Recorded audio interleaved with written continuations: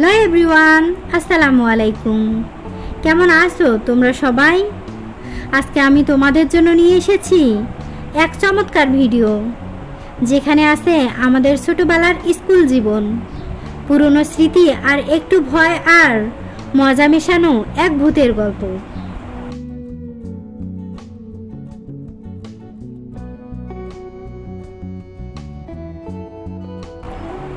বন্ধুরা, আমরা সবাই ছোটবেলায় স্কুলে গিয়েছি, হেসেছি, খেলেছি, পড়াশোনা করেছি, কিন্তু সেই স্কুল জীবনের সাথে মিশে আছে কত গল্প, কত মজার ঘটনা আর কিছু ভয়ঙ্কর কথাও।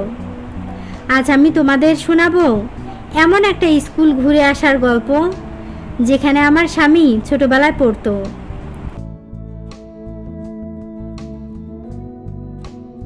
আর সেই স্কুলের কাছে একটা বিশাল পুরনো বটগাছ, যেটাকে ঘিরে আছে ভূতের গুজব।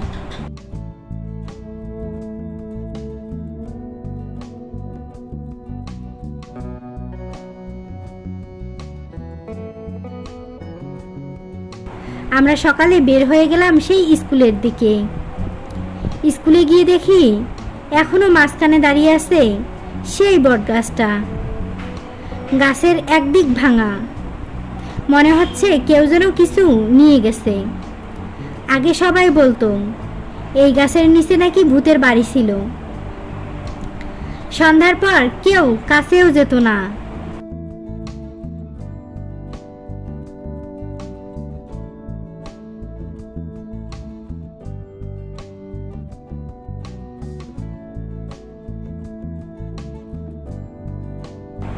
আমরা গিয়েছিলাম স্কুলের পিছনেও, যেখানে আগে অনেক খেজুর গাছ ছিল।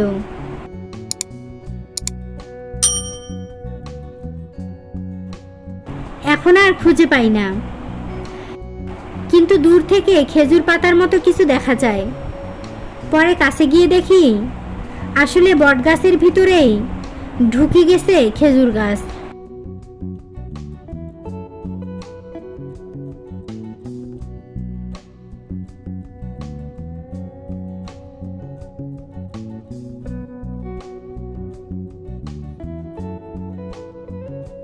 কি অদ্ভুত না? তারপর আবার মাঠে ফিরে দেখি অনেক গ্রামের ছেলে খেলা করছে।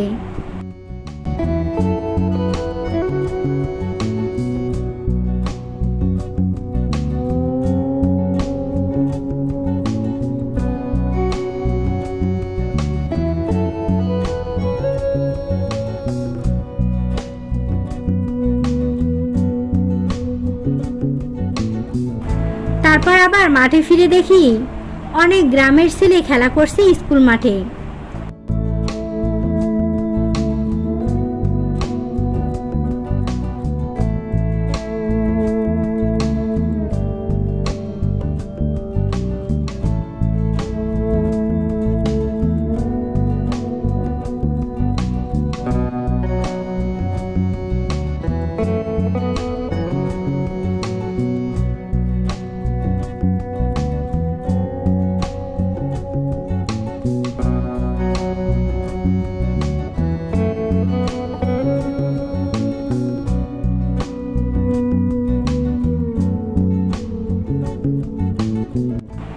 স্কুলের বিল্ডিংগুলো অনেক পুরনো, তবে কিছুটা মেরামত করা হয়েছে।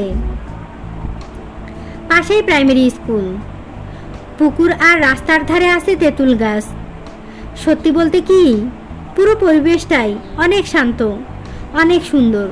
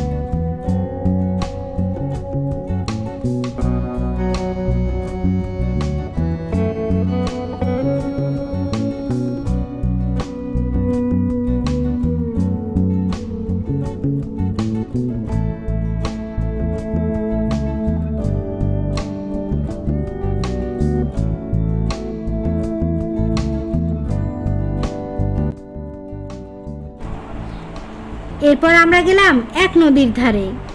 একটা ব্রিজের উপর দাঁড়িয়ে চারপাশ দেখলাম। নদীটা ভারতের দিক থেকে এসেছে, আর এখানে পাটগ্রামের ধরলা নদীর সাথে মিশেছে।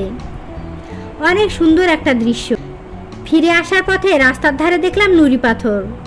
বন্ধুরা, পাটগ্রাম উপজেলা পাথর, বালু আর বুড়িমারি স্থলবন্দরের জন্য অনেক বিখ্যাত। এখানেই আছে ঐতিহাসিক 3 বিঘা করিডর আর রাবার ড্রাম ব্রিজ। সব কিছু মিলিয়ে আজকের দিনটা ছিল দারুণ। মনে হলো যেন আবার ছোটবেলায় ফিরে গিয়েছি। সেই স্কুল, সেই মাঠ, সেই গাছ আর সেই স্মৃতিগুলো সবই আবার চোখের সামনে। তো বন্ধুরা, যদি আমার এই ভিডিওটি ভালো লেগে থাকে তাহলে প্লিজ লাইক, কমেন্ট আর সাবস্ক্রাইব করতে ভুলো না। তোমাদের ভালোবাসাই আমার অনুপ্রেরণা।